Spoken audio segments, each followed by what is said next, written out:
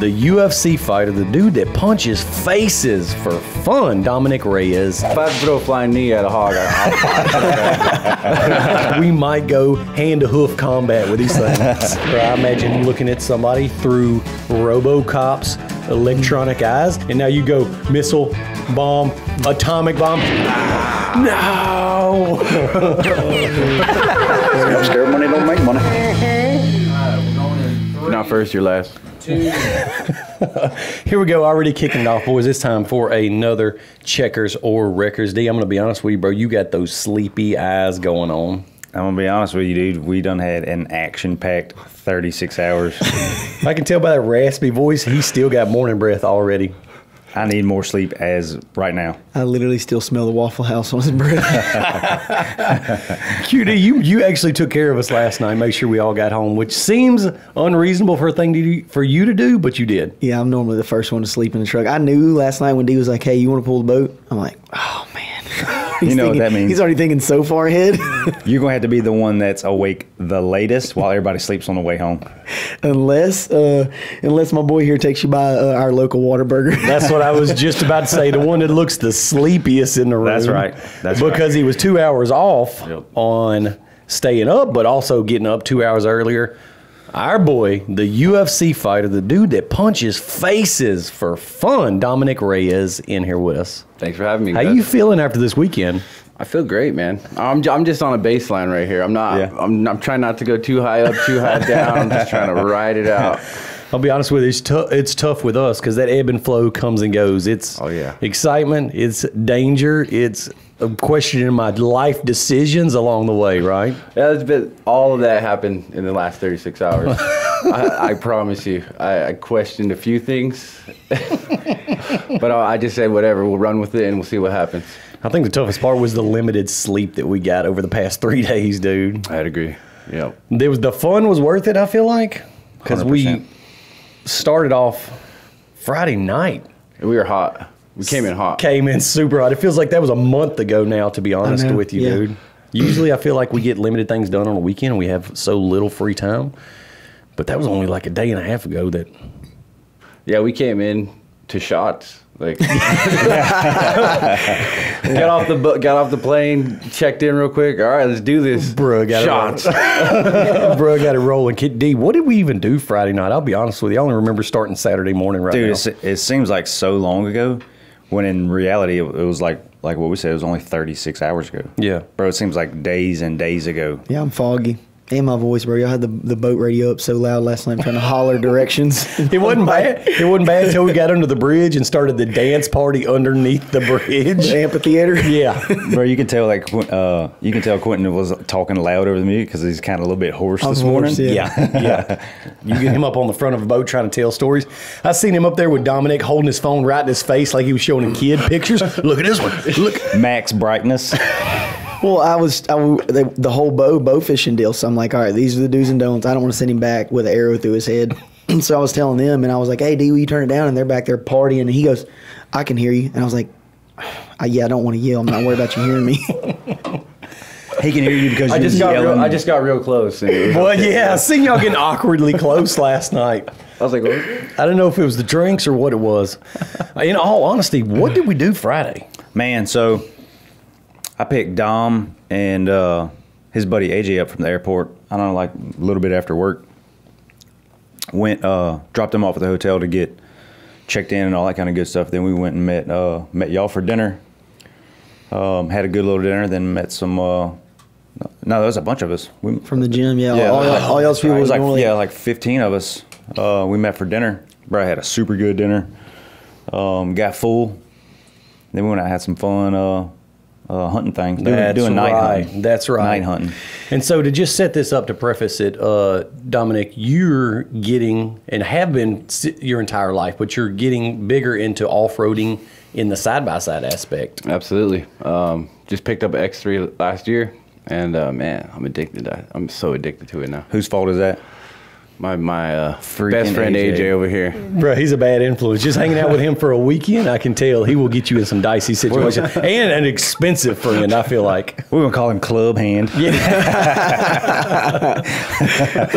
But that's how we crossed paths with you, is you got an X3, you hit our website and bought some of the S3 parts, right? Yeah, so I bought the X3 and I was like, all right, let's bulletproof this thing as much as I can. I don't want to be on the trail and end up all crooked and damn, what am I gonna do? It's almost like he knew ahead of time, like this thing's gonna get put through it. Oh yeah, because my buddy AJ has one. We go to the dunes and almost every time these guys are breaking stuff, bending arms, tie rods, axles, all of it.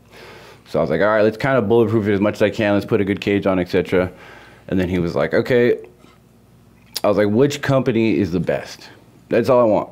I want the best stuff. Yeah. And he goes, well, S3.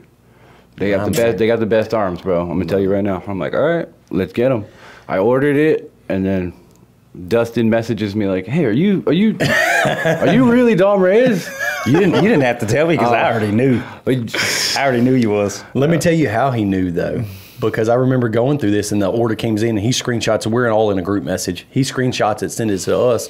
He's like, man, y'all see who ordered this? I was like, nah, man, it can't be the same one. So he said he looked at the shipping address and then got on Wikipedia, started 100%. Googling. Where does he live?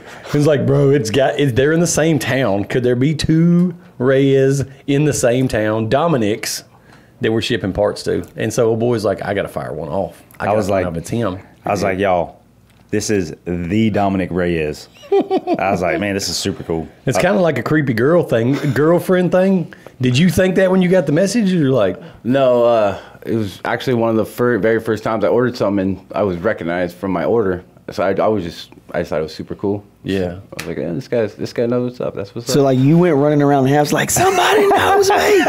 Finally, I might called have AJ. sent a tweet out on that one. You did. You did. He called AJ. He's like, you ain't gonna believe it. Dustin Henderson, that VP of sales, just shot me an email. I'm gonna be honest. I did feel like that creepy girlfriend. I was like, man, should I send this? That's kind of weird. It's like, is this weird, guys? Yeah. No, of course we told him nope. I would send it.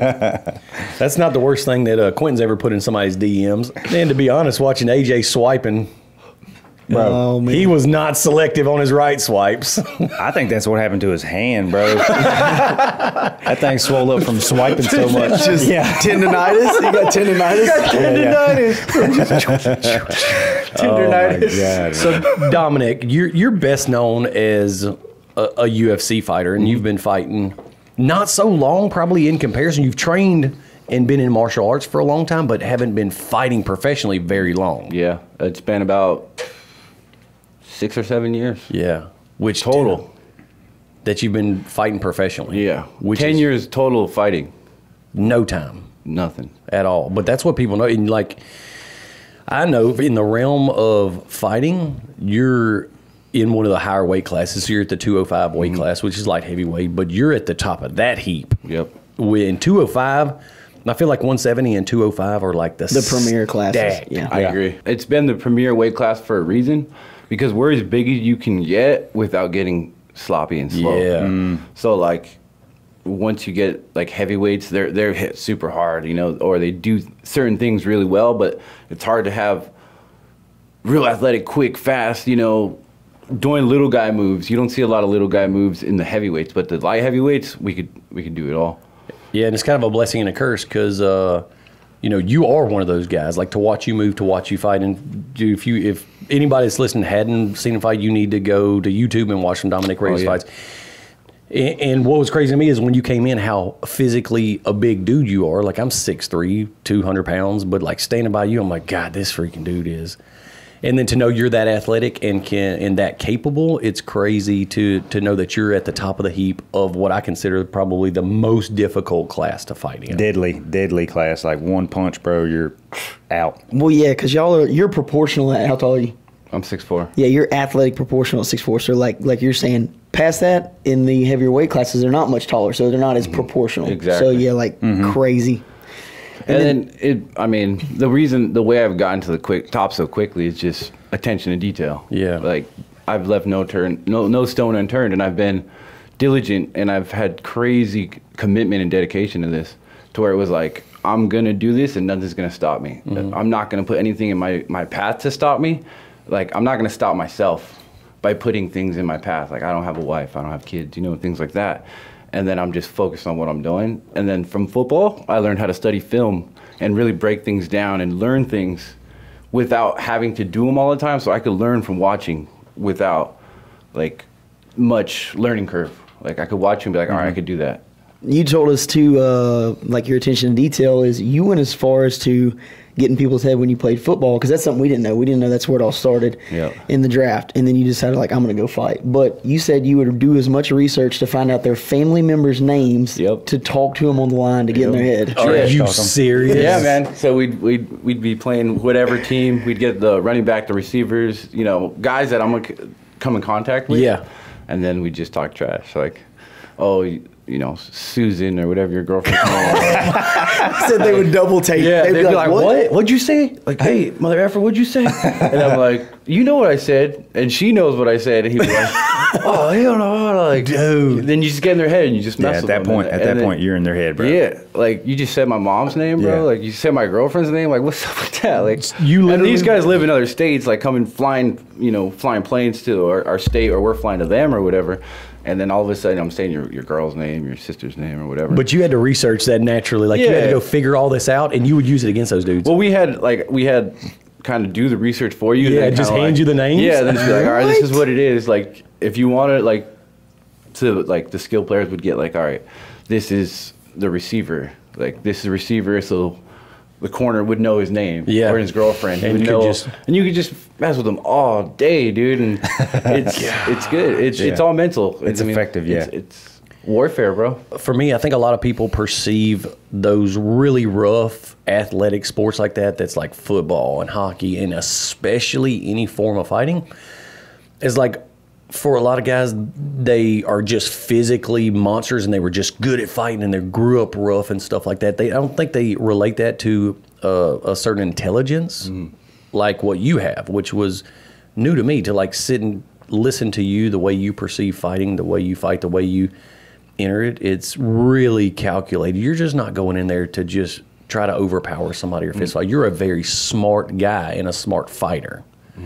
And so that's so drastically different from what you imagine of a fighter, of the thought that you put in of like, all right, I need to beat him outside of the ring. I need to beat him when we address each other at the face-offs. And then in the ring, you don't fight to overpower somebody or necessarily like just head down haymakers.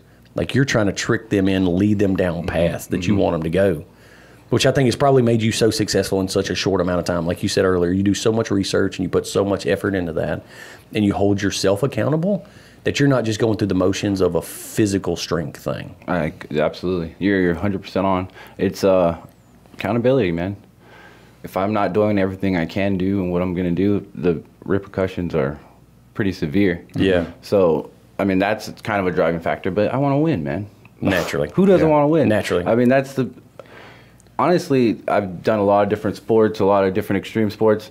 All that stuff is just chasing the adrenaline, really. Yeah. Because when there's nothing in the world like getting the octagon, especially getting your hand raised. Once you get your hand raised, you see the ribbon, your name, Reyes winner, and you're like, man, I'm on top of the world right now. It's another level. Just for, a couple hours, you're on top of the world. And past that, you just keep chasing that. You keep chasing that, but I mean, it evolves and changes over time. Just like anything. Yeah. But that feeling never goes away. Like, just being in there and fighting is amazing. Yeah. Like, just getting in there, the octagon closing. I mean, you've already accomplished so much, but we're not here just to take part, right? We're here to take over. My man. So it's man. My man. I remember so fun. Yeah, it's so fun. Like just talking, dude. I'm getting excited, man. Just stop talking about this. He's been here fighting one of us. I know. Like we've talked a bunch over the last couple of days, man, and just like getting to know you and things like that. And one of the things that stuck out in my mind is exactly what you just said. Like, one of the best feelings in the world, and you've got to do some cool stuff. Like, you've been all over the world and trained with cool people, met a bunch of cool people. But like, hearing you say like one of the best feelings in the world is getting your hand raised and hearing your name called, and like hearing the fans cheering for you. Like, I can imagine, bro, that's a high like no other. Yeah, and it's so much different than any other sport because it's, man, like, you win a fight in front of everybody you've ever met. So I'd always think like, I'm fighting and I know everybody I've ever met's watching right now. Like, for sure. Like, and if not, they'll hear about it. So I'm fighting in front of everybody I've ever met, and it's such like a challenge, and it's such an obstacle that you're overcoming, and there's so much mental and everything that goes into it. And it's like that final, like I did it, did it. Like, I'm just so proud of myself at that point. Like, and it just feels so good. And it's, dude, and it's a team sport, but it's not a team sport. Like, Absolutely. you need your team, you need your support group to get you ready for fight night. But like, once fight night comes and like you step in the octagon and that cage lock's like, bro, the team ain't there with you. Like, they can coach you and do this, but like 100% it's up to you to put everything together. And so that feeling of or that feeling of reward afterwards, like, you know that you did everything you were supposed to, like you executed the game plan. So for sure, like, you got to give yourself props for that. Oh, and then you know so much could go wrong. I mean, there's so many ways to lose a fight. Gosh, in an instant, dude. Like, boom, over. Yeah. That being in that moment. And that's why I like doing the off-road stuff too and everything, because you have to be in the moment. You're going at 80, 90, 100 miles an hour in the dirt. You better be in the moment. Yeah. Because if not, you're going to be...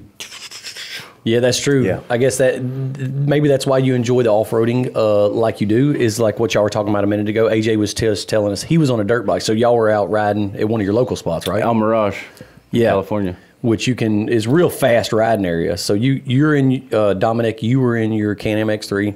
AJ was on a 450 and just literally bumper to bumper, full tap, skimming the whoop 70, 80 miles an hour. Yep.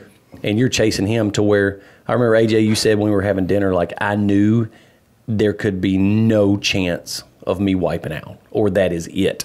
Because you couldn't have got it shut down. I was thinking the same thing. We were going, I'm looking at my speedometer, 65, 70, like going up and down, and I'm floating over the whoops. I can't slow down. I mean, you slow down on those kind of whoops, and all of a sudden you're breaking arms and stuff.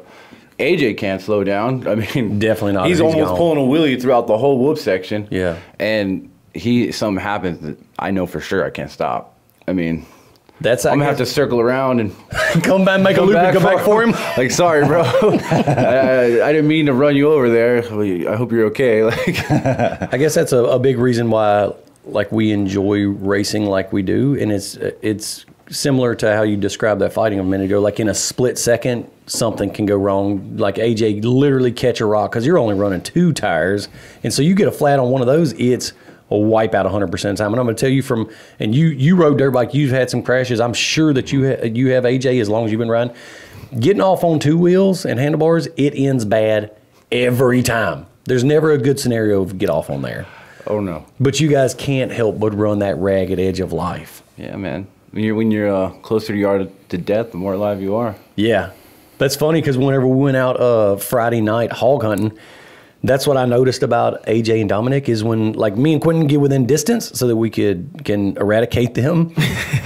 But these dudes wanted to walk up to them the whole time, bro. I'm like, let's stop. And no, freaking AJ's over there army crawling. Dom's just head down looking like Assassin's Creed, just walking. I had a hoodie on. Like, I'll fight him if I have to. Yes, dude. They wanted to get within. They wanted that sketchy where we might go hand to hoof combat with these things. I mean, if I have to throw a flying knee at a hog, I'll fight. He says that like, without a doubt, he would try that. I believe it. Yeah. 100%. I guess we got our next matchup when he comes back. Because we got a hog, bro. We got one out there that's walking about 225 right now. Because you don't even have to cut weight. My weight class. You don't even have to cut weight. You can just show up and fight if you want to. We'll starve him for a couple of days. Y'all both be weighing in at 205. You know what I'm saying? Man, but it's I don't know. You always wonder with a guy like you that does something as extreme as you do, which is fist fighting another grown man for a living. To the death if they don't stop me. Oh my God. I've always wondered that too, man. Because what on earth just happened? I've always wondered that. I haven't seen too many of your highlights, but like when you catch somebody with a shot and you know they're out, do you still go for the hammer fist? No. If they're out, I know they're out. It's over, man. Okay. Yeah. I mean, if we're fighting and then, like, say it's a ground and pound, I knock them out, I'm gonna keep going. Like, Until you're stopped. Until I'm stopped. But if I knock them out, we're on our feet, and I sleep them, I know he's asleep. Like, you know when someone's asleep. Like you hit them right, and they do that thing where they kind of Yep. Yeah, when they kind of get on jello legs. or they just you see everything shut off. Yeah. Their eyes just. Yeah. And you see their soul just kind of. When you hear that Windows thing that's like, Joe, either they shut They're down. shutting down, yeah. Bro, Dom's got a couple head kick KOs like before he came to the UFC. Like probably what like catapulted your career that or Yeah, so the fight before I got in the fight that got me in the UFC, it was a head kick. It was a viral. It has over like 3 million views or something crazy like Dude, that. nasty. The guy, I throw a combination and start the fight. He looks at me, he goes, "Nah, like you, showboating. you didn't hurt me." His head's still shaking, and I kick him in the head. He's still telling you no. Literally, his head's still like this, and then, I knock him out cold, and then I'm like, "Yep." Bro, as soon as and I walk away, and then he's out. He was out for like 6 minutes. Oh, Killed him? I hoped I didn't, because I was like, man, my whole thought process was, man, am I gonna have to explain up top? Man, I killed this guy for sport. Like, yeah, come we were on, just man. having fun. I swear. Listen, You know what I'm you can saying? get me back. When I Just get up don't tell top, me- like, hey, man, Yeah. you killed that guy, like for sport. Like, oh, Hear me out. I know this sounds dicey, but we were doing that. let me explain this. We agreed. Like, and that was something that I was like, come on, man, just wake up. Like, I don't want to kill a guy for sport right now. Dude, can you imagine that being your living in that competition for you of like, you get that celebration time because you just won by head kick knockout, but then it progresses to like, It just keeps going. Yeah, dude. I hope you got to this worry dude about wakes it. up. It just kept going, and I'm like, all right. First, like exactly like you said, I walked away. Like he's out, I walk off. It was super, super. One of the coolest pictures I've ever seen. And then like I'm celebrating a little bit, and then like he's still down. He's still down. I take a knee, and I'm like, oh come on, man. Like, Yeah. and then he's still out. He's still out. The ambulance is in there. They have oxygen and everything. He's still out. I'm like, come on, man. They put him on the board. He's still out. I'm like, dude. And then all of a sudden he like jolts awake, and I'm like, all right, he's alive. Oh man. I'm like, all right, we're good. We're good. Celebration. Yeah. it was like one of those that crow cop head kick, dude. Like landed Murder It was kick. perfect. Yeah. Landed Like, so my foot wrapped around the back of his neck and then on his jawline. Oh, so you got shin bone to the chin. Bro, and he like when he landed because he was out like as soon as soon as that it shin touched. hit him, like he was out Really? before he even started falling Out. over. He was done. Yeah. And he like fell kind of weird, like his arm like fell kind of weird, like Crow Cop's leg did. Twisted around, Like yeah. it was like, oh my god. And I think it was like that. Like you got the contract after that. The right? next fight, like, they called me 2 weeks later. Hey, can you fight in a week? And that's such a crazy contrast because you get a UFC contract from a head kick knockout. This dude gets coloring books for Christmas from now on from your head kick. Pretty much. You know he ain't never the same, And but then- also your life is the same. But that's what you step in there for, of that chance of like, this could diverge in two different directions, right? And it's such an extreme. God, it's on another It's level. so crazy. When we race, there's an element of danger there of like, we're stepping in this car. Potentially you could crash really bad. You could have to get it all. Yeah. You say that prayer before every single ride, before every single race. I remember you saying that. But there's potential to happen.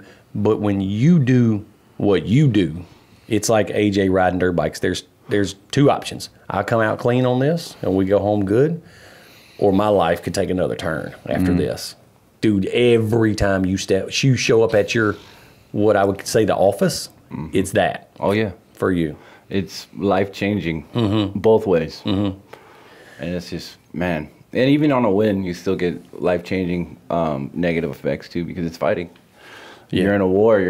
You can only have so many wars before, adverse effects start to kick in. And not just that, but broken bones and like Oh, yeah. But a win is not necessarily a win. yeah, but bones heal. Everything heals. Yeah. You can't heal a loss. Yeah. You can't, yeah. You can't heal that mental of, man, what's the next step? Yeah. But it's all part of the process. Everybody has their own journey. That's the cool part about it for me. It's like no matter what happens, everybody's on their own path, and everybody can kind of relate to each other within this sport. And no matter what, you have to respect it. So, I mean, it's an interesting path, man, but it goes both ways. It's fun, it's scary, it's exciting, it's life. It almost feels like a microcosm of life. Dude, the it's sport your and life. Yeah. You know what I mean? Which is a unique lifestyle. Bro, Dom's like a modern day like warrior, dude. Yeah. Like straight up. Especially the mentality that you have whenever you fight.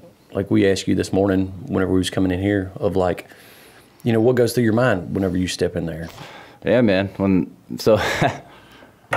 Goodfellas go through my mind. Yeah. When they lock the cage, it's like when those bikers come in the bar and he locks the door and he goes, "Now you can't leave." That's literally what goes through my mind every time they lock the cage. Dude, that gives me chill bumps That's to hear. scary, dude. I'm like, "Now you can't leave. It's just me and you. One of us is coming out, but I know you're gonna remember for the rest of your life the night you fought me." Like that's, I don't know what's gonna happen right now, but you're gonna remember until you die the night you fought me. Do you get a fear or like nerves or anxiety whenever you get to that cage lock point? Or your mind goes to what you just described of like... So it's like nervousness kind of, and then like calm, and then like real, like it's like nervous when you're walking out, the music starts, and then it kind of melts away. And then I'm hug my friend, like my family, my coaches and stuff. And then I do 2 taps on the octagon, 'cause that's tradition. Yep. Like it's from football. You do 2 taps on the top of the tunnel before you walk out. So I do it on the octagon every time, 2 taps, and then I go. Once I enter the octagon, it's like, and I'm free. I'm just free. And then I'm standing there, staring at him, looking to his eyes. The whole time I'm looking to his eyes, I'm just seeing if he's down, seeing what he's about. You know, I'm like, if he's staring back at me with confidence, I'm like, hell yeah, it's gonna be a fun night. And then if he's like, won't look at me, it's gonna be even more fun of a night. Because he is not comfortable right now, and he won't look me in the eyes, and he won't. I'm like, all right, cool, hell yeah. Like, Wait, what is the odds normally like when you have stepped in the ring and like you've seen, you're like, oh, he's lost. Like I'm already in his head. Like I've won all those fights. All those fights. You can see it. Every single time I look at him, and I could see. It's weird. You look at them, and you'll know. Like I know what if they're really, really, really down or not. Like if You talking about down to get down? Well, down to die. Essentially. Oh my god. Like You can read their confidence. Yeah, you can read their know. confidence, and like, all right, you could tell if they're prepared and they know in their heart that they've done everything they can, they're ready to go until their body gives out. And those are the fights that really, really excite me. And then you could tell when the guy's like, they're unsure.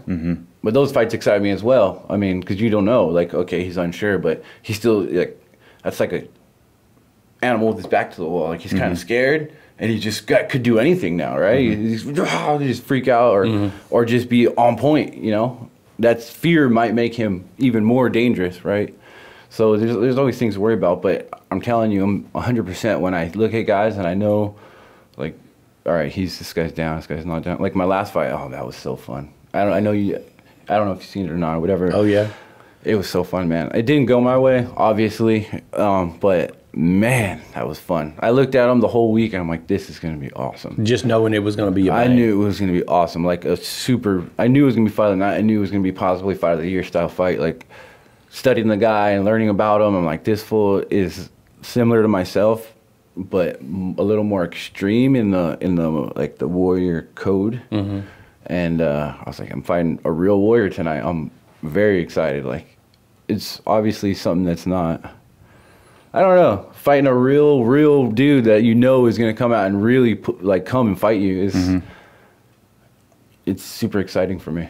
Man, that's crazy. Because you don't shy away from that. It's not like, man, this dude's got a track record. Like, I know he's going to be one of my toughest challenges. That doesn't scare you of like, man, I don't want to chance a loss. Like, I don't want to chance this road. You're like, yeah, let me find out. Win or lose, like, I want to be the best. I want to fight the best. I want to prove to myself that I could do anything and take it on if I put my mind to it. Dude, speaking of fighting the best, you're what I would consider the most memorable fight, and maybe from talking to you, what you consider the most, you have fought what people consider to be the best person of all time. Of all time, the true GOAT, the greatest of all time in your weight class. You had that fight. You fought that dude. And I think to this day, unequivocally, people consider that you won that fight. I do. Well, I appreciate that because I know I won that fight. Yeah. Absolutely. Like, there's people I'd be like, oh, I didn't lose that fight. No, like, I actually won that fight. Like This is not like a dude in jail that says, "I swear, I didn't do it. I didn't do it." There's blood all over him. Yeah, there's blood. Yeah, Yeah, and he was. And he's holding the gun. There was nobody there to see it. right, exactly. The whole world saw it. Yeah, just so people understand on that level of flying, you're not like, "Oh man, I swear I got robbed on this." No, you won that fight. No, I did. Against the baddest dude, what people consider the baddest dude alive Of all time. Yeah. And man, that was the most fulfilling night of fighting in my life. Was it? That was your night. That was the best. That was the best Dominick. That was the best Dominick to that point. And I was the most focused I've ever been. I was the most sure of myself I've ever been in my whole life with anything, because I knew exactly what he was going to do. I knew how he was going to do it. I was just so locked in. I was in his head. I knew what he was going to do, and I was just messing with him throughout the week, just kind of talking trash, little things, and he was reacting just the way I wanted, just the way I knew he was going to act. He was acting. You're slick on that stuff, though. Sitting and listening to talk to you, how intelligent you are in the aspect of fighting, and how you look at it, is like I mentioned earlier. That build up going into you fighting him, like you would try to locate his weaknesses. You would test the waters here, test the waters there, until you're like, bingo, I see it. It's exactly how it went. And it's when you told me you realized he's watching my interviews, and you said something that Really? he followed up in.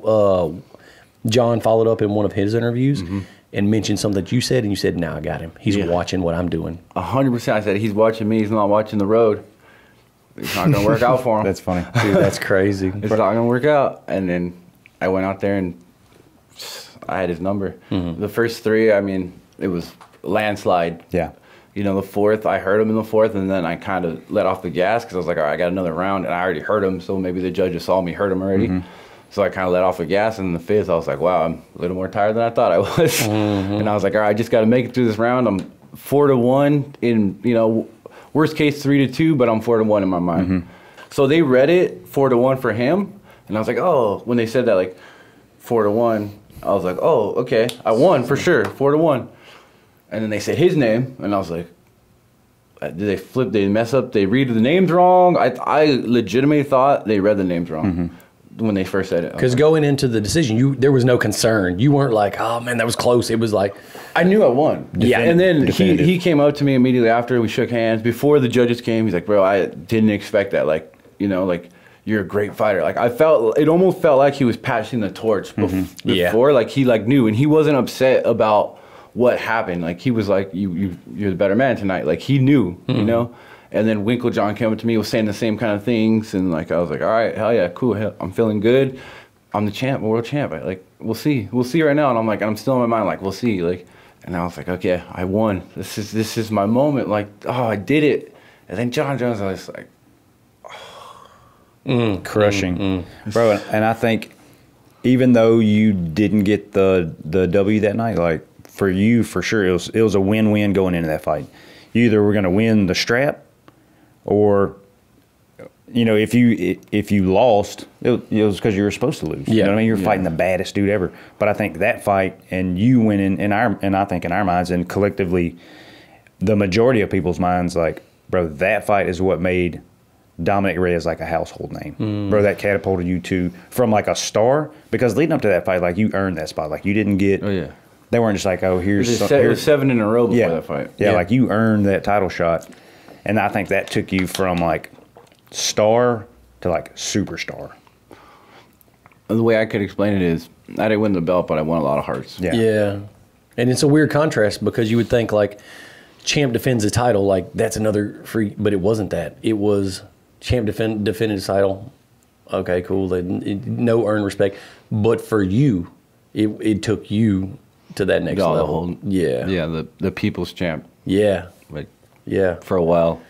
Which is crazy to go through that, to lose a fight, but it shifts to that. But to be honest with you, I've seen it in a lot of stuff that we do. Like, it seems like some of the races that we didn't do good at, but something crazy happened. You can ask people like, "Hey, who won that race?" You know, one of the mud races that I remember really well in Tropicana is at River Run. Like, they have a long hole shot straight into a hard left, but it's like 4 foot deep water when you go to the hard left.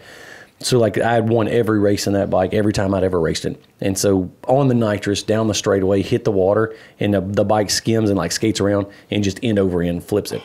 And so even to this day, if somebody brings up that race, I can always ask like, hey, who won that race?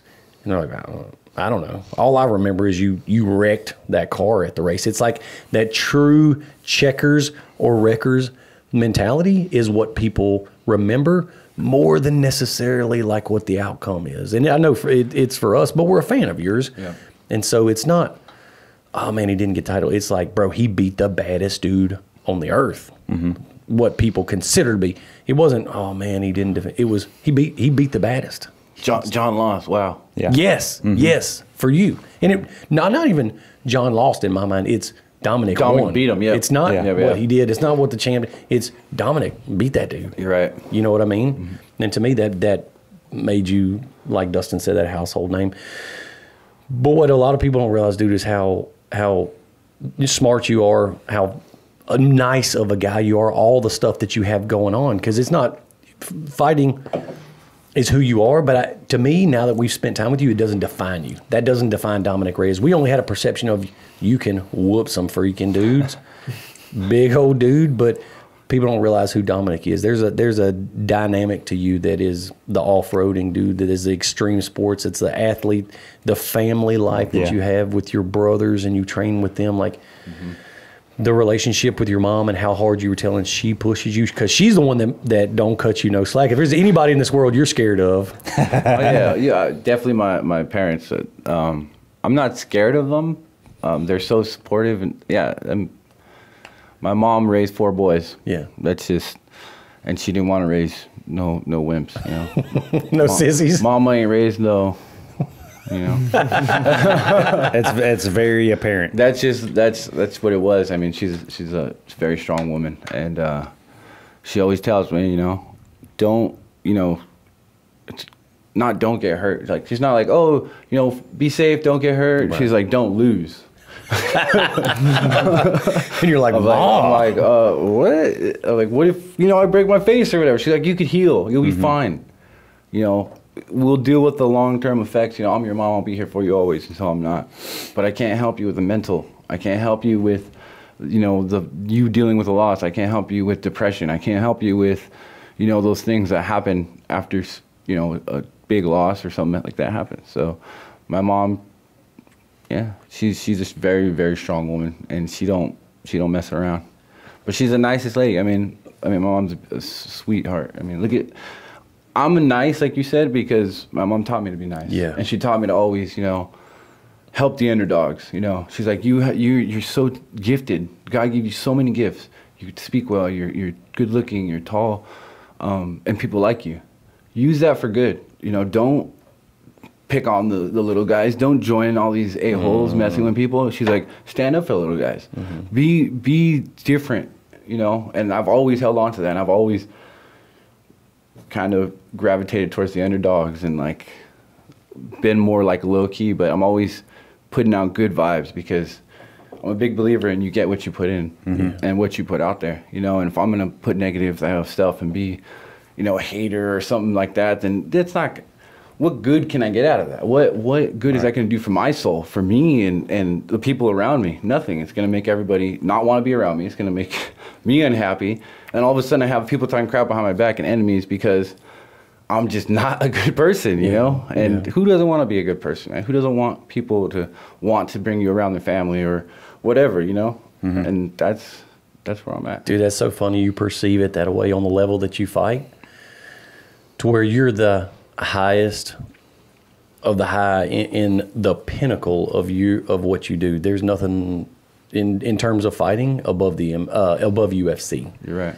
And for your perception of who you should be and like what you need to put off is, I need to treat people good. I need people to like me. I need people, like you just said, to want to bring me to meet their families.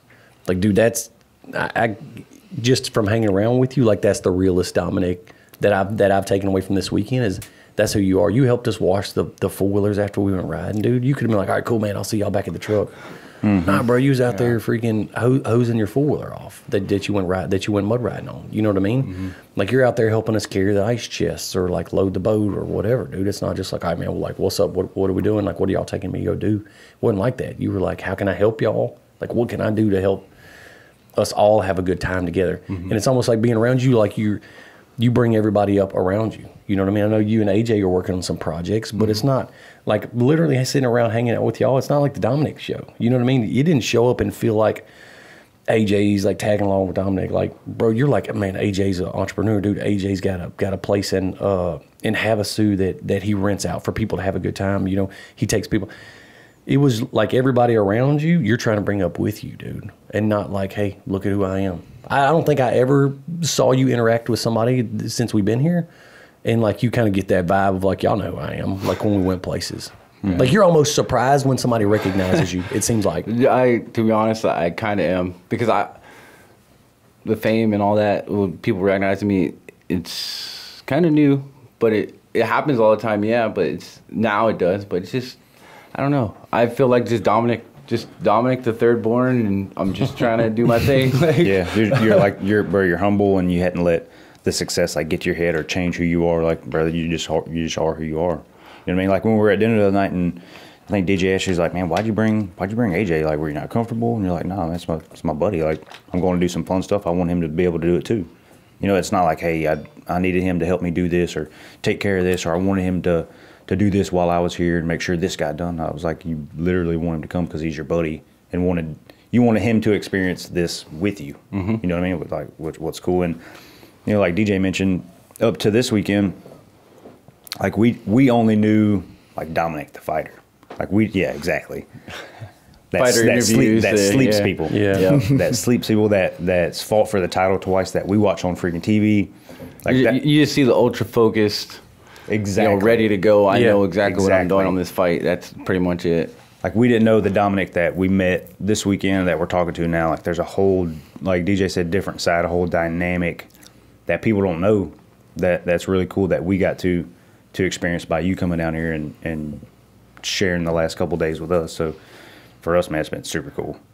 And anybody that doesn't know you, even if they don't follow you now or if they don't know you outside of fighting, they should, because you're just a good dude. Like, you're a dude that people would want to hang out with. You always wonder that, and you always hear people like, because we've hung out with Ken Block and you now and Cowboy and like Travis Pastrana, and the question is always the same, like, hey, what kind of dude was he? Does he seem as cool as he is? And it's cool to get to hang out with somebody and be like, yeah, bro, yeah, he's just, nah, you know cooler. What? Dude is cooler than we thought. Yeah, yeah. Because I'll be honest with you, I did not think that I'm just kidding. It's all good. You for sure proved me wrong. No, but it's cool to be able to tell people after running around with you, like, man, you need to follow Dominick Reyes. Like, he's a cool dude. That's awesome, man. He's somebody that you would want to. We always joke around whenever you meet people, because you cross paths with, I'm sure, a lot of people in your life. Oh yeah, and especially with y'all just coming down here, kind of. Not kind of, huh? Just willy-nilly. Exactly. On a whim. No plan. Out of nowhere. Haven't talked to any of us. We had zero itinerary, zero. Yes. He's like, here's your flight. I'm like, cool, we'll be on the flight. And y'all sure enough showed up, dude. We're here. And so you're always suspect of like, man, what's this going to go like? Like, are we going to be cool? Are we going to be able to get along? And then we always kind of liken it to what you would say, like, would I have some drinks with this dude?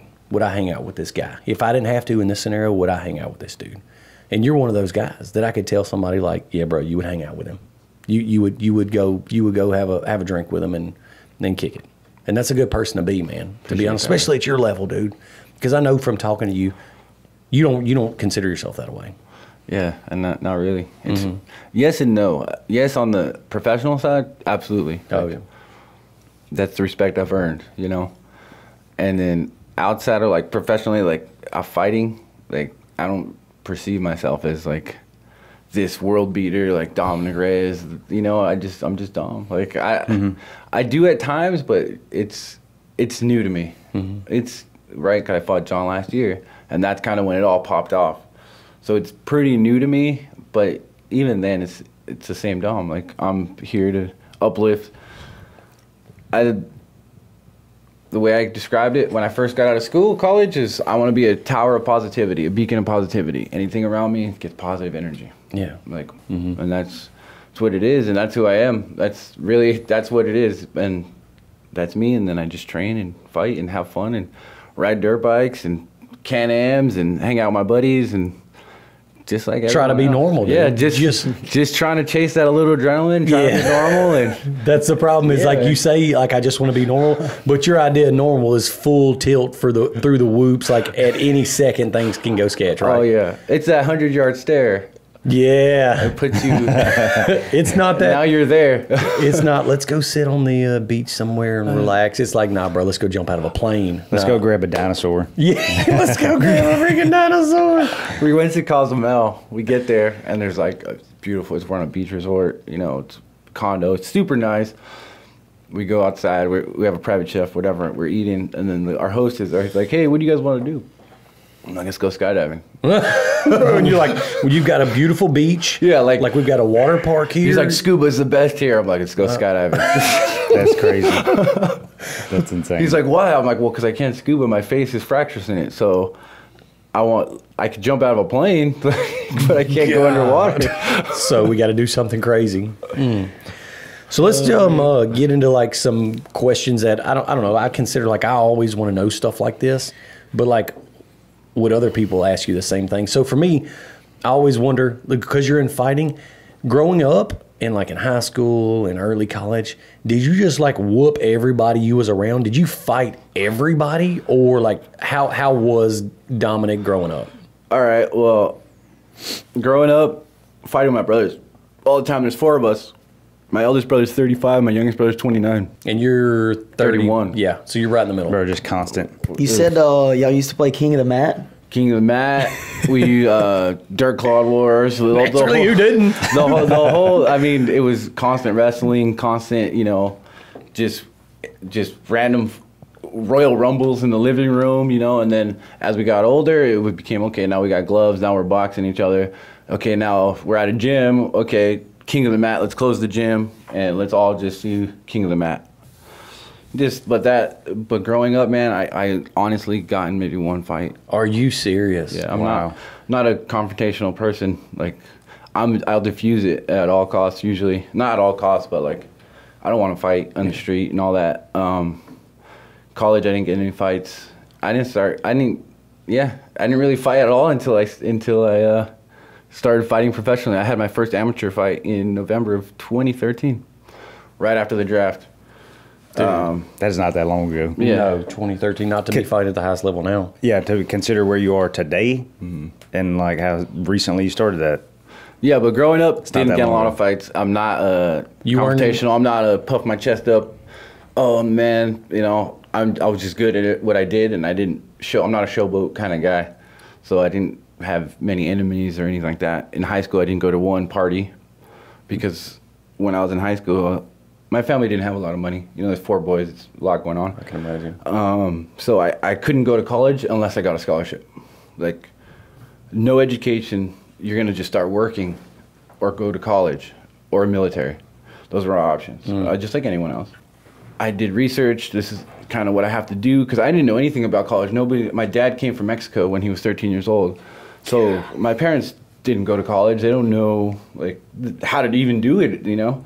So I had to do all the research kind of myself and figure out how to go to college. Like, how do you go to college? Like, you had to feel your way through that. Yeah, I had to figure out what it takes to get to college because I had no idea. And then I did all the research, whatever, sent out film and everything. And I was so focused on I need to go to college that I didn't go to one party. I had a girlfriend, and I was just with my girlfriend and just keeping it low key. And yeah, I just kept my nose to the grindstone and earned a scholarship, a full ride to go play football at Stony Brook. And then when I got in college, that's when I started like kind of experimenting and like going to parties and having fun and, drinking a little bit and kind of, being in college, growing up and learning about life. And it's kind of a safer environment than being on the streets. Yeah. And yeah, that was like me, like 100% straight edge, 100% like focused on everything I have to do. I have plans, I have goals, I have dreams, and only I can stop myself from reaching them. And I knew that, and I reached them. Man, that's crazy that it diverged into And then I'm a fighter. You know, You fighting professionally, that's what like, I'm about. what the Yeah, because you didn't grow up in gangs. You didn't grow up in the streets. You weren't bar fighting every single weekend. Like you, Fought over protein shakes. Yeah. Yeah. Oh, I did fight it one time in college, my freshman year. Yeah. But it wasn't really a fight. It was more of like, You manhandling somebody else over your food. yeah. So we got our meetings, and this guy took all the protein shakes, and I didn't have a protein shake. Yeah. And I went back to the dorm. That we all had a suite that we were together. I opened the fridge because I'm starving. Yeah. And our dinners were protein shakes after meetings in the evening and all that. So I go to the fridge, and I'm like, man, I hope there's something in here. I'm dying right now. There's like 6 or 7 protein shakes. Okay. I'm like, all right, I'm gonna take one Yeah. of these. Yeah. This is one of ours. Yeah, this is mine anyway. Yeah. Drink it. Roommate comes out. Hey, I'm like, what's up, man? He's like, you took one of my shakes. I'm like, yeah, it's my shake. No, man, those are my shakes. You need to ask. You need to say please. Oh man. Oh man. I'm like, bro, get out of my room. This is not the time, bro. Like, I'm tired, dead And tired. I'm hungry still. We had a 2-a-day today, bro. Yeah. Get out of here.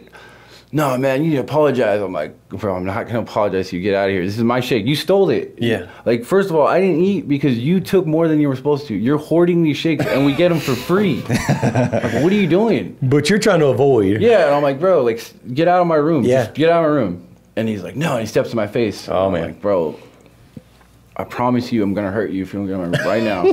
And he does it.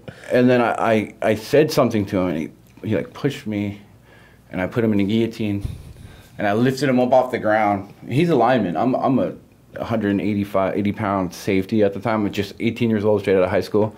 If I turn sideways, I disappear. It's, You know? it's little. Where'd he go? Yeah. And I picked this dude up, and I'm choking him, and he's like gargling and stuff, and he's like trying to fight and scratching my back because he's scared or whatever. And then like I knee him in the mouth, and he's like all bleeding, and he's like, and then I, throw him out of my room, like, get out of here, bro.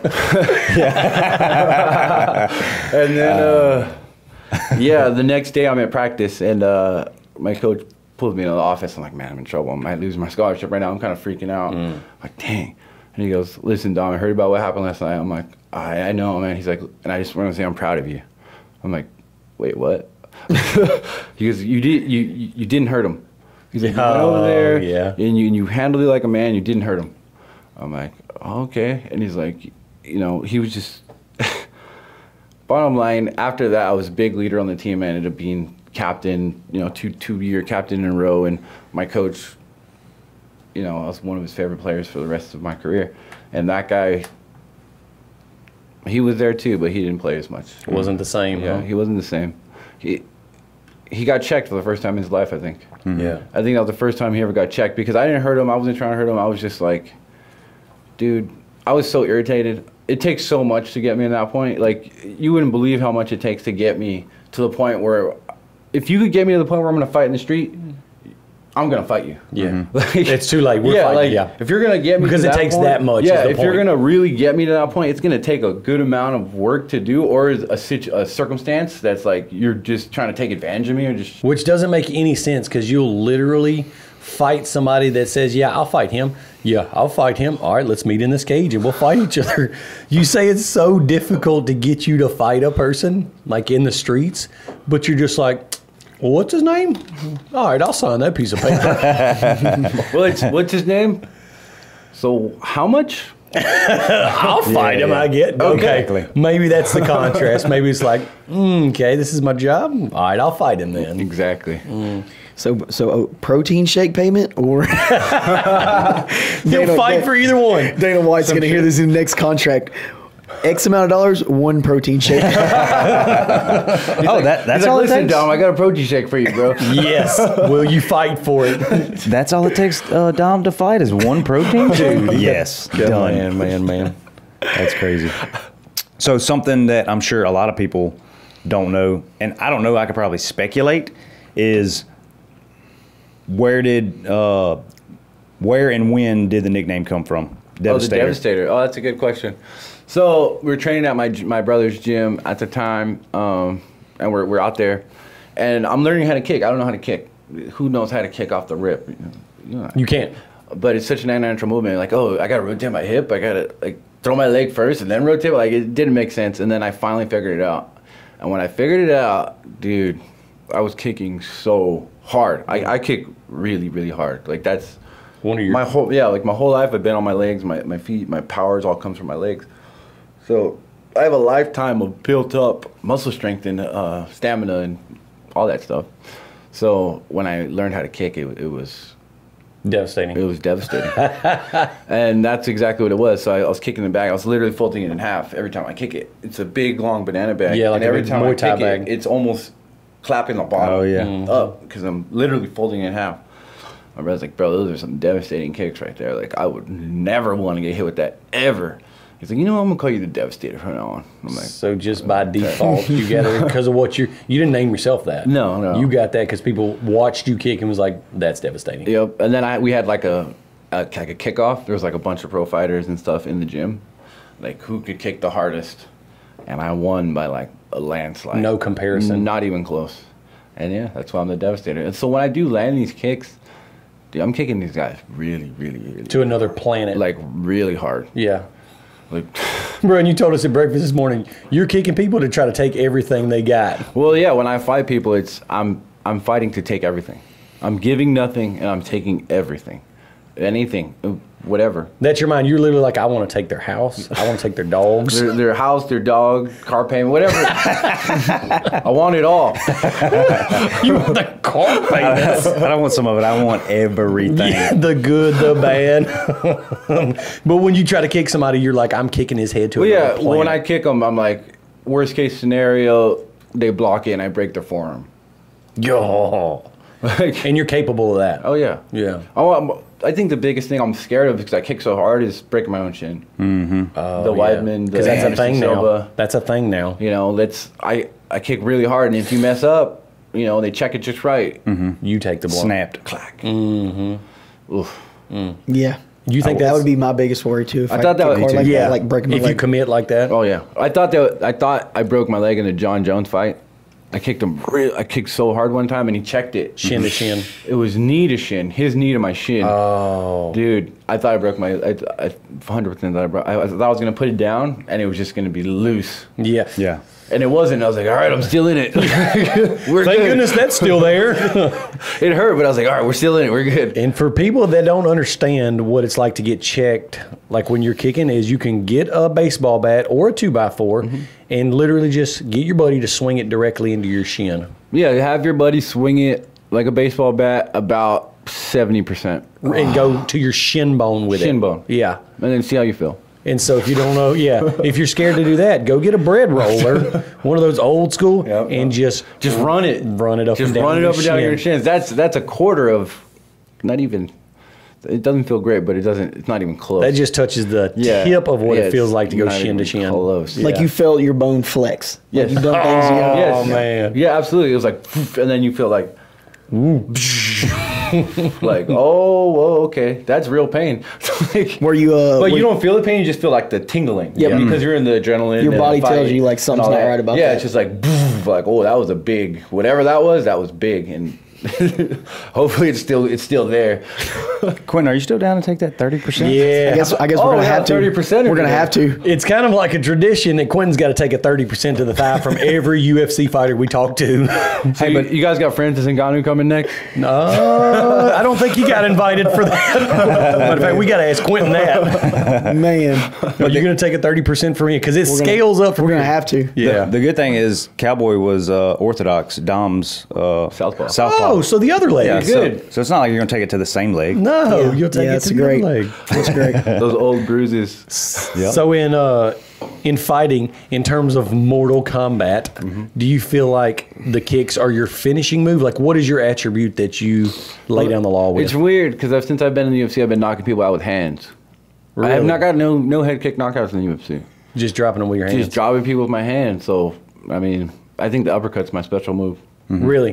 So the slip uppercut. Most people slip and throw like a 2 or overhand. Yeah. I'll slip with an uppercut. And it's so crazy how slick you are with it because we were playing around out at the in the shop the other day and you were just walking me through it like throw your straight right, dude, and you just slip off and freaking the way you lay back, it's that muscle memory. Yeah. And to watch you do that stuff, it's so fluid and it's deceiving because I can watch you, I can be like, oh, I can do that. So I'm like, Quinton, swing at me. Bruh, and then I'm like, slip, tripped. I'm now my head's over my heels, running across the parking lot. But the way you do it, it's just like, whoop, slip to the side, uppercut. I'm like, yeah, I would have died just then. I would use deleted my lower jaw just then. The big difference in technique in foot and hand movement at the same time in a professional fighter and somebody that can street fight. You're like, oh man, he dropped that dude. But you watch professional fighters and you really know what you're looking for, and you're watching their feet move strategically with their hands, and you're putting it all together with somebody just as fast as you. It's crazy. It's the deadliest dance on earth. Yeah. That's freaking sweet to call it that. And it's the funny thing that you see people or you listen to people say that. We watch fights as a group with like our friends, and we've all, when you trained for a little while, Dustin, you and I lived together in college, like while I was training a little bit, and then like you're around people that don't have that perception, and they watch like you fight, and they're like, dude, I could last 5 minutes with Reyes. I could just run around and dodge him. He's not even that big. Yes. Yes, and then 6'4" Reyes steps off a plane, and you're like, ah, man, I changed my mind, dude. But it's funny to see you how fluid you are and like how athletic you are, and think like I could probably move like that. You can't. It's not the same. But that's why you're at the highest level, because you make it look so easy. The best make it look like it's just breathing. Yeah, it's like Muhammad Ali. You watch him work, and you're just like, he schooled those dudes that he fought with. Mike Tyson, y'all were talking about earlier. He schooled those dudes whenever he was fighting them in a way that you're just like, are those dudes just not good? Yeah. But it's not that. It's because he's on that level. And to walk around with somebody like you that is on that level, and like to grab you or like tussle with you is different, and you're like, whoa, there's a difference than just like, I can athletically run pretty fast, like I can punch pretty hard, but all that putting it together, dude, is when you know Dominick is at another level. I'm a perfectly tuned X3, dude. That's exactly exactly what it's what it's all about. The tuning, like it's all the little adjustments you can make. Like you were saying, the hand-foot connection. Do you know how hard that is? Yeah.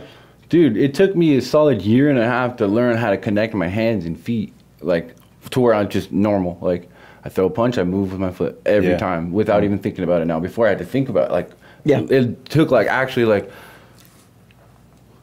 that motion, practicing that motion, like the step super punch, slow, the step like, punch, roll your arms, like everything super in. slow, like, and then but I step with it, step with it, and then that once I got the connection and everything, then I started speeding up, and then now I'm doing ladder drills, and I'm punching, like, and then it's just like a montage, it's like a Rocky montage, dude. And now it's muscle memory. You don't think about that. You're continually learning because you're learning new wrestling moves, learning new jiu-jitsu, learning new defenses. But those techniques that you've done 10 million times, those don't even enter your mind anymore. No. It is perfect form when you do it. Like, well, you think you stink. That's just... Really? There's no other way around it. If you think when you're fighting, you stink. Yeah, it should be muscle memory. Yeah, you shouldn't have to think at all. You should be out there just... Yeah. We were talking about this the other day about like when Dom's fighting, and he said it's almost like time slows down, and like, so like you threw a punch, or like say Quinton throws a punch, he like a split second without thinking, he's like, I can do this, I can do that, I can do that, I can do this, and he's like, he's got all these options of what he can do without even thinking about it. Like just those options are available, and he just freaking grabs one and does it. Bro, I imagine looking at somebody through RoboCop's electronic eyes, and like you see the movement, and you're like, doop, doop, doop. There's a spot on the leg. There's a spot on the rib cage. Yep. There's a spot on the chin. And now you go missile, bomb, atomic bomb. Yup, atomic bomb. Boom. You know what I mean? Like you have that, and you're like, this move. No, literally. That's pretty much it. And that when I fought Weidman, I actually said that in the post-fight. I was like, bro, I felt like I was in like the Matrix or something. And he would be moving, and I'd be tracking him. I could almost hear the yeah, and you're like laying it, boom, boom, boom, boom, boom, boom. And then he lined it up, and it was like, bang. And that's when I dropped him. Because literally it was just like that. Like I was tracking him, and then boom. It lined up, yeah. Yeah, it was crazy. It's like what you imagine those fighter jet those flyers when it's like do. Oh, like homing missiles or something when you get locked in? Exactly, and you see it like finally like chasing that other plane and during the dogfight, and it freaking hits on it, and you're like, bro, and you just lay it down. It's weird because that's how it is kind of. It's really like that. Yeah.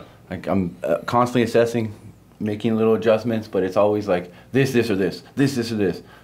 Go this. Okay, well he did that. He reacted like this. Now I'm gonna do this. He reacted like this. Well, I could do that or this, and then I could do this to make them think like we're continuing down this path, but then I could change the path. Yeah. And then all of a sudden we're in a whole other world. Yeah. Or we're on the ground, or now you know I'm on his back, or now I'm going for a takedown, or now I'm just clinching him. I hit him with the 2 or something. He's a little wobble. I can clinch him and knee him, or just do what's your next move, right? Yeah, change the game or keep going in that path. Yeah. It's that keep throwing AABB. those hands or change it to a different realm. Yeah, dude. You hit that back CAB R1. Up, down, select. So like, yeah, dude, up, down, select. So when you stun them, it's like that finish them. And instantly you have to decide, do I close the distance? Do I clinch? Do I try to throw a knee? Do I try to finish with a head kick? Do I try to pipeline him with a straight left? So it's like all this, which one, this one. And then, so all that gets fine-tuned with experience. That's what I was about to say. Your training regiment, you know, it's second nature to you. You're doing things. Your body's picking up on things you don't even realize. You guys are so fast. Like you don't have time to realistically think. Like something happens, you're like, oh, boom, I'm gonna land that. Oh, so yeah. your training regimen is what a week or what like how many hours? Average of 4 hours a day, every day for 6 days, a week in camp. But every day is different. So one day it could be, so every day is a lift. So lift, jiu-jitsu, and then like wrestling. Lift, striking, and then partner striking. Lift, you know, it's always something like that where it's 3 different complete workouts. And it's if we're in camp, it's all game plan stuff mostly. I mean, if we're not in camp, then we're just improving general skills. We're Muscle memory. And getting better at recognizing this combination, getting better at finding the counter, getting better at connecting the hands and feet, and getting better movement, and just improving your overall game. And then you get to camp, and it's like, all right, your game is because you're training year round. You should be training all the time. You should be training. It's your full time job, so you should be training. You should be training year round. So when you get in camp, you're like, all right, we've improved this and this and this. All right, good. You're those holes that we found in the last fight are kind of filled up a little bit. Okay, so you're good. So let's continue to fill those holes, but then now we're game planning. Yeah. And now, okay, he does this and this. When he does that, we're gonna do this. If he doesn't do that, then we're gonna do this. And Dude, it's just a never-ending chess. It's never-ending, bro. Yeah. It's just chess all the time. It's game planning. It's constant in the war room. Yeah. But you said that worked out for you in the John Jones fight, because that's like the most iconic fight to us. Because like he said, like before you matching up with him, like he's always the dude we've seen. Like, bro, he looks like looks like he's fighting amateurs most of the time. Like he doesn't get dropped often. He's slick. So you said you watched him train. You're like, I see what he's doing with that hand. That's gonna be my spot. And you dropped him with a chest shot because you saw his hand drop. I knew he was gonna throw that kick because the way he throws kicks is he has a tell. And I saw the tell, and as soon as I saw it, without even thinking or even, I was already exploding by the time my mind recognized it. I was already exploding. Yeah, it wasn't a question of like, oh, I need to be doing this right now. It was like, oh, that flinch, boom. Dude. What is that movie, D? I know you're a movie buff where the dude freaking tears through his chest. I know you're talking about that's Indiana Jones and the Temple of Doom. Because whenever I saw Dom throw that punch, he started with open fingers. I was like, He's going to tear his heart out. Oh, man. Oh, wait, fun. was that Ace Ventura too, where he's like, Oh, Yeah. Speaking of, if you want to learn a good finishing move, Quinton's got like a regionally renowned, it's called the Bayou Bend. So it literally works every single time. There's no opponent that can defend it. And it's really pretty simple. Wait until they point at you with their right hand. With your left hand, grab their right hand, go back to grandma's house, arm almost touching floor, and come around. And when you can catch them in the side of the head and one ear touches their shoulder, clap them. It's called the Bayou Bend. So Feel free to integrate that into your arsenal if you like. it's literally, It's indefendable. Nobody can break it. Yeah, one can defend. Yeah, you got those fighters that are always distanced with their left. Just grab that left hand and twist it. It seems like it wouldn't work. It works. I've seen it too many times in the clubs. I've seen ears touch shoulders. Effective strikes. Yeah, matter of fact, last time me and Quinton went out, we went to the place where we took Cowboy out honky tonking, and we were there. You know, you told us a couple of little stories. We're not gonna press you this fight story, but it's because it's funny. He got me arrested, and he's the one that punched the guy. I did it out of lack of options. You describe yourself as non-confrontational. I'm 100% that way. Yesterday, we almost had to whoop everybody at the golf course. And I'm the guy that's like, let's get out of here, y'all. All right, let's not do this. And so we're in the club, hanging out. A fight pops off, and I've always been taught, like, whenever something pops off, if it don't involve you, get away from it. Like, don't stand close. For sure. Well, me and Quinn were sitting there talking to a couple girls. I was like, let's just stay and watch. Two big old boys, bro, over 250, both of them. And they was going at it so hard, the bouncers couldn't get them split up. And so me and Quinn was like, they're not getting, like, too back and forth, running around. Like, they're kind of right there on the ground fighting. And we was, you know, from me to AJ from them. Like, I like watching a good street fight, like people brawl. So we're like, who doesn't like a good who fight? don't like a good fight? Why do you think the UFC is so popular? yeah, exactly. Exactly. And so we're like, let's just hang out and watch. So cool. We put our back to the post. We're chilling. And they kind of tussle a little bit. And then dude comes out, like, trying to push everybody, like, get everybody back. And so me and Quinton are standing there. He's like, Quinton, because he's a smaller dude. Quinton, like, what are you, 5'10" and like 160 or something? 169 right now. Yeah. 220 all muscle. Yeah, all freaking beef. And so he picks Quinton out, and he's like, get back. And Quinton's like, nah, we're just watching the fight, dude. We're just chilling. He's like, yeah, I told you, get back. And so dude chest checks Quinn. Boom! But he leaves his arms extended for just a second. And so when Quinn rolls back, Bayou bend, left hand grab, ear to the shoulder, bam, tags him. And I said, oh, man, here we freaking go. We was just trying to watch at some point, and Bayou bent him. So Man, I wish you would have told me that one before John. that could have been the game changer. That's the one right there. That could have been the game changer. When he was doing that in the fight, I was punching his fingers. There's a point in the fight where he's like this. And you're trying to jam him. I punch his fingers towards him, and then he like kind of moves them back. And then he puts them out again, and I like hammer fist him down, and he puts his hands down. Like, but if you'd known the Bayou Bend. If I would have known the Bayou Bend, I might have won the fight with a TKO. Would have finished it probably in the third if I had to guess. Oh my god! Third round KO, bro, with the Bayou Bend. Just grab him by the hand and friggin'. It's all right. You don't owe us nothing. You can just use it for free. Yeah. So that's funny. In terms of fights, two questions that I want to ask. A, what was your most memorable fight that sticks out in your head? It could have been one early in your career. It could have been like any fight along the way. What was the one to you that's like, yeah, that was that fight? Chris Weidman. Really? Yeah, that was the beginning. So fighting Chris Weidman, my first ever main event. It was in Boston. It was his COVID. backyard. It was in his backyard. Beautiful city. I mean, it was in the fall. I mean, going to Boston in the fall is crazy. Yeah. And I was my first main event. I was going around the city. Everybody was like super happy that I was there and greeting me and, you know, come to our restaurant. And, like, it was just so cool. Like, and then I went in there that night on fight night. I just remember being the most relaxed and comfortable that I've ever been in my whole life in a fighting, you know. Yep. And I'm just like enjoying myself backstage, kicking it. The House is wrapping my hands.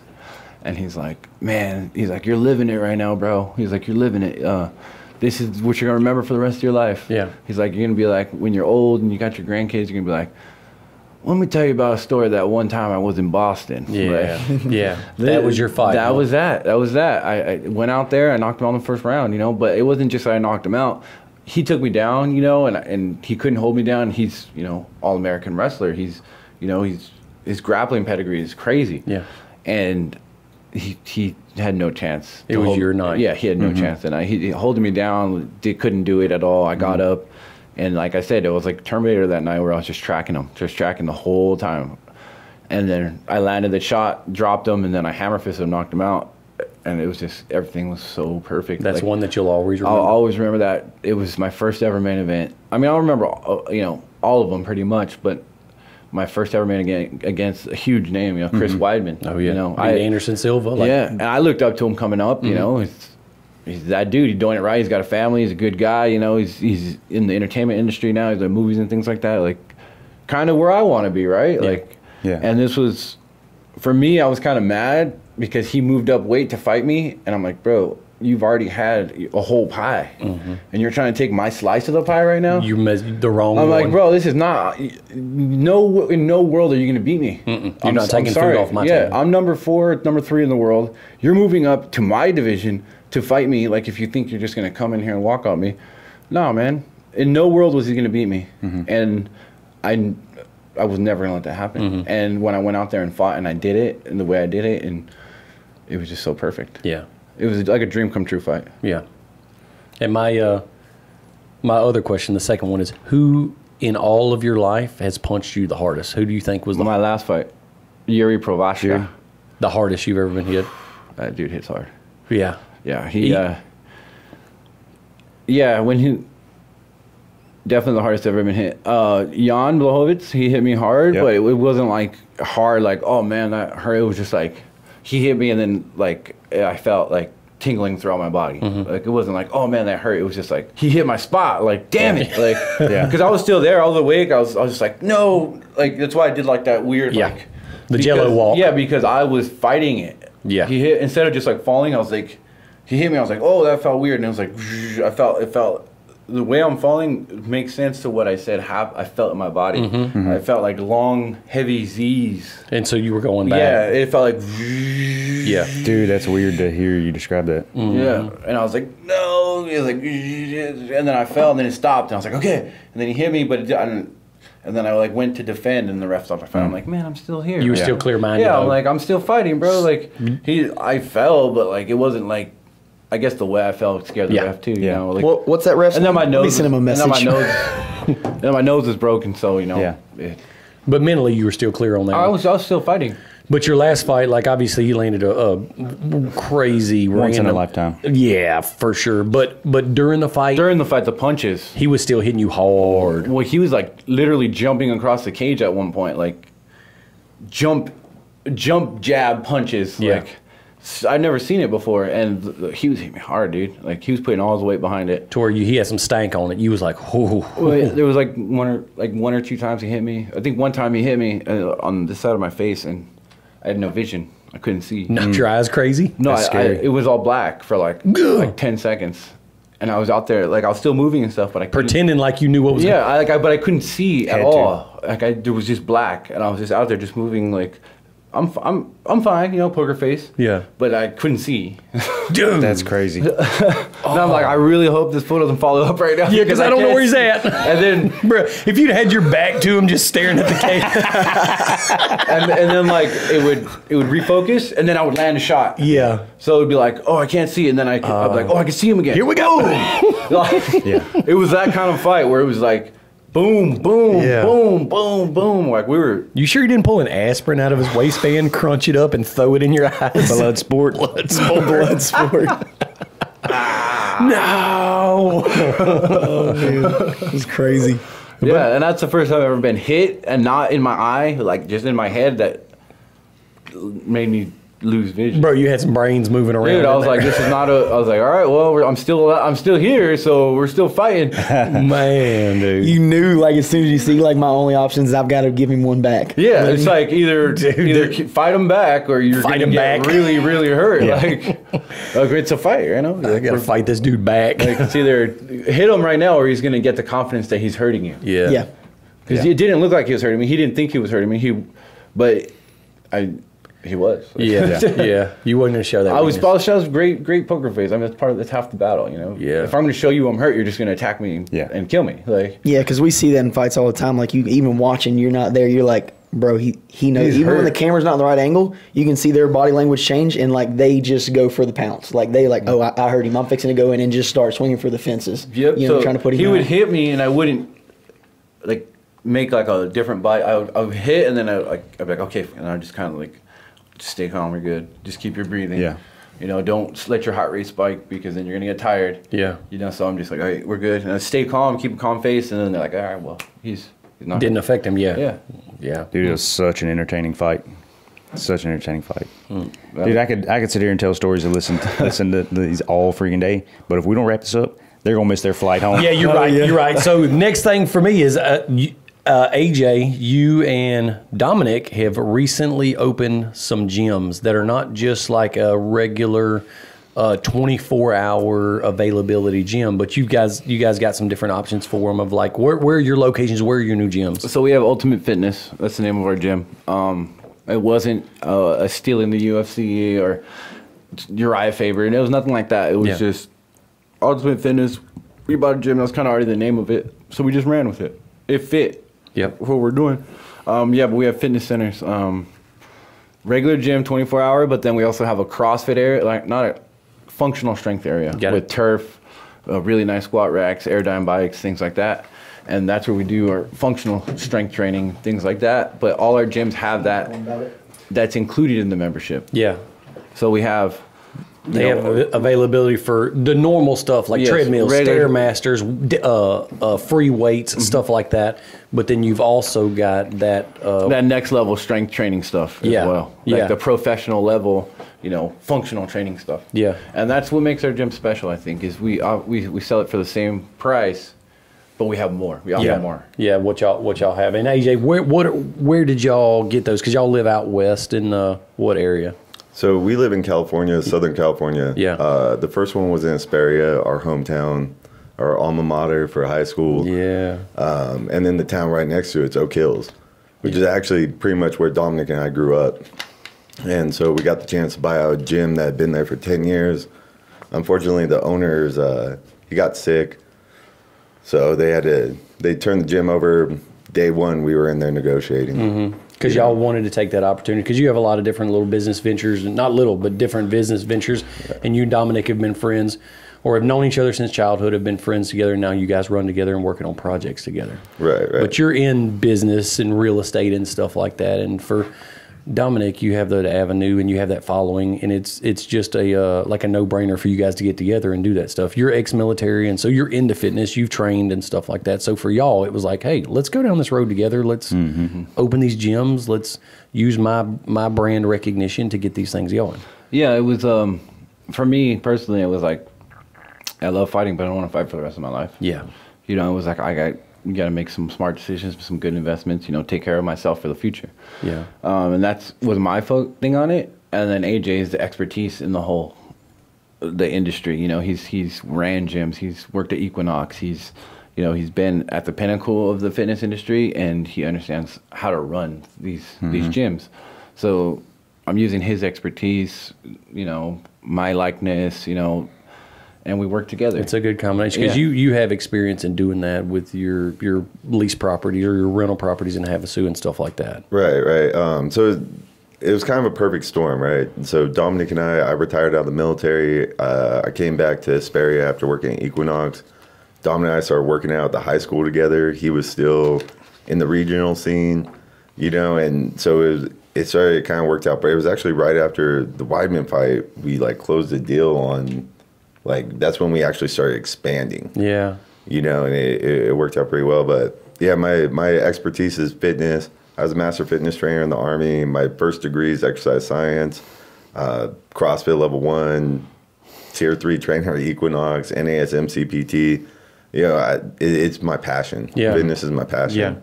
Yeah. And then my best friend is a professional athlete. So those kind of go hand in hand. So it's kind of a perfect storm. And then getting into the business side of it, that's my second passion. Yeah. Going negotiating, running things, building an empire. And yeah.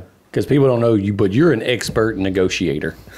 This dude walked into the bank and offered them 1/5 of what they wanted for it, and they're like, all right, you can have it, AJ. Yeah, they didn't have fun on that negotiation, that's for sure. Cut them down and embarrassed them. Yeah, and so for people that can't see, AJ's showing up in some Hey Dudes with, what's those little shorts called? Ranger panties. Ranger panties and Hey Dudes with a Hawaiian button-up that's about halfway unbuttoned with a gold chain. Pretty much. And he's like, what you got to sell? This dude negotiated our Waffle House ticket down to like $12 for all 5 of us to eat this morning. I'm like, AJ, how do you do this? How? And they were happy about it. That's the key, right? Is everyone walks away happy, even though they didn't get what they want. They still thought they got what they wanted. Yeah, right? they still came out feeling that way. Oh, 100%. And that's a big part of business. That's fun. That's like a competition itself. Obviously our whole crew's competitive. Super competitive. Mm-hmm. So that's a way for me to compete. Yeah. In a way that helps professionally drive both of us forward. And between Dominick's name, notoriety, his intelligence, he's been lifting his whole life. Yeah. And I think that's an aspect that people don't really think about with professional athletes is he's had every strength and conditioning coach from high school through college, going to me. The UFC gives workouts, On that, I think that's a huge thing that I had a leg up on the rest of the competition is I had the college level, strength conditioning program, learning how to actually lift and learning how to take care of yourself and learning about the nutrition before, I got even into fighting at all. So most fighters have no idea about nutrition, zero idea about strength conditioning. And they'll go and they'll learn how to fight and things like that and but they don't have the strength and they don't understand the strength conditioning or they'll lift too hard and they'll burn their body out and they don't understand what, there's a delicate balance to this whole game. If you do too much of one thing, you're going to fall off on the other things. So for me to have that, base, I guess you could call it, in strength conditioning and nutrition, and then to be able to link up with AJ and PI and things like that after the fact, I think it had me a leg up on the competition just coming in. And to me, that's why I think y'all have one of or the best gym setup out there is because you have that knowledge because you've trained so many levels and with so many people. And for you, you've been around this and you've done it even through the military this whole time. So you guys offer not only a normal gym for like moms to come in and get into shape and like do their thing. It's not a fighting gym is what people have to understand. It is the best of the best. You can do the CrossFit training there. You have all of that capability to do that. You could do a full fight camp there, but also you can show up, walk on the treadmills, like do the Stairmaster. So you guys have offered a gym that literally turns no one away. Not by choice, but because they have so many options. Anybody can do anything at your gym. Absolutely. We even have bags in our gyms. Mm-hmm. Yeah, so you bags offer the option for people to do everything. Yeah, bring your gloves and let some stress out. Dude, it's like the best gym. Plus, it's coming from the guys that have trained and have been that are at the top and have the knowledge to offer like the best place to train. To me, that's a perfect fit for the road that you guys are on. You with messing with the real estate and doing those things, and you with the knowledge and being in the fighting. Like you're offering some people an outlet that you love so much for them to come and be healthy and like be in shape. It's a good thing, and it all opens that door to where you don't have to punch people in the face for the rest of your life. Absolutely. And y'all it's a win-win all the way around. Y'all all the way. Yeah, I think another big thing about it too is Dominick and my personality are pretty similar in the fact that we both want to be the best in the world both at alphas. what we're doing. Both alphas. Right? And so like when I'm telling Dominick, like, dude, we're gonna be the best fitness franchise in the world. He's not like, oh yeah, whatever. Y'all He's like, no, we it. believe it. It's gonna happen. Yeah. We're on our 3rd location in 2.5 years. Moving fast. Through COVID. That opens next week, right? Yep, Wednesday. Yeah, which is next week. Which is almost impossible through like the pandemic and what was going on for you guys to make that kind of progress. Well, half our time in business, we're out of California. Yeah. We weren't even supposed to be open. We weren't supposed to be doing anything, and we still grew outside of that. Sounds impossible. It sounds, the best things do sound impossible, right? Yeah. But if someone's done it, then anybody can do it. Yeah. And what's so cool is that Dominick is starting that women's kickboxing class that he's going to personally be training. So if you want to show up at any location on Monday, Wednesdays, and Fridays, Dom's going to be teaching women's kickboxing. Exclusively. We're gonna Exclusive women. It's women's only. We're gonna fly a guest instructor, and Quinton's going to fly and teach the Bayou Teach the Bayou He's husband that tries to walk through the doors. So if any women out there want to, you need to go over and sign up for the class. The Bayou Bend will be the Bayou Bend will be lesson number 1. But for me, it was great to have you come in, Dominick. AJ, I'm glad you got to sit in, dude. I'm glad you got to experience this whole crazy weekend in Louisiana with us, man. It's been a pleasure hanging out with you guys. I've been a fan of you guys for years, man. So this, appreciate that. You know, just like you guys are fans of Dom's, we're fans of what you guys do. I've been since 2017 when I bought my first Can-Am. You know, so it's been awesome for us too, dude. And on the realest level, like AJ, you're the reason that you guys are here, man. Yeah. Like I know, you know, we got Dominick down here because Dustin recognized Dominick's name, but you're the one that put this crazy weekend together that we did. Oh, you guys put the weekend together. Yeah. And then Dom putting all the work he does in the fight. I just point him towards the best gear. Right? You guys did the rest. Like. Point, man. I just gave my honest opinion on, you know, hey, you want to stay safe? Because that's a big thing for us. You know, we go hard. That's my biggest concern. Because you got a lot riding on it. Yeah. And you too, with all your projects. Yeah, I can't go bang my head up and, you know, that's the moneymaker. My brain, how I operate everything. Yeah. You know, so I could break an arm, that's fine, but I can't go smash my head in. For sure. So safety. You guys will see Halloween. We go just as hard out on the dunes. A few of us are going to put our cars over. We're going to be on our lids, you know. But thanks to you guys, you know, and the people who fabricated our cages, and you know, your guys' we turn the cars back over and we keep going. Yeah, and just get. You know, and so for people that's listening, y'all just heard Halloween. We're going to be out in Glamis. Hey, doing it big. Dominick, AJ, all the S3 boys. I think Cowboys coming out there. We got some other stuff going on. So if you want to come ride with us, we're going to be out at Glamis for Halloween. So it don't stop here. We're going to do some more stuff together. I think we got a Havasu trip. Labor Day. So we can wear white until then. And then from that point on, we're all going to black clothes for the rest of the year. So thank you guys for coming in, man. It's been an awesome time. It's been a great opportunity for us to get down and sit and talk and figure out who Dominick Reyes is. Not just the fighter, but the dude, man. It's been a crazy weekend, dude. It's been a pleasure hanging out with y'all. Dude, it's been awesome. You guys have been great. For sure, man. We're going to do it again. So if you want to check out any more of the Checkers or Wreckers podcast, you can go check us out on Apple Play, on YouTube, on all the social media platforms, and Spotify and everything else. And go follow Dominick Reyes. Tell them what your Instagram handle is. It's at Dom Reyes on Instagram. AJ, tell them yours too. They just knew. Mine's at AJ_Bonarigo. That's a wrap, boys. Awesome. Help scare money don't make money.